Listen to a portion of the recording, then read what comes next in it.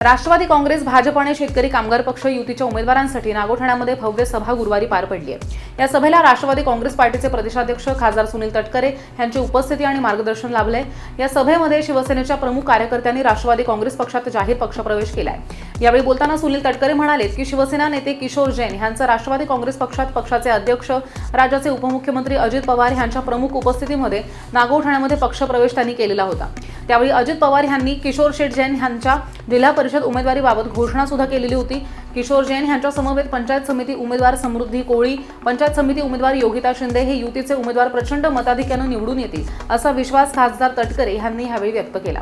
किशोर शेठ जैन आणि युतीच्या उमेदवारांच्या प्रचारासाठी घेतलेल्या जाहीर प्रचार सभेमध्ये अजितदादा पवार यांच्या आवाजाची AI तंत्रज्ञान निर्मित ध्वनिफीत लावलेली होती। यावेळी अतिशय भावनिक वातावरण निर्माण झालेलं होतं। त्या ठिकाणी घड्याळाच्या चिन्हावरती बटन दाबा आणि ही जी काही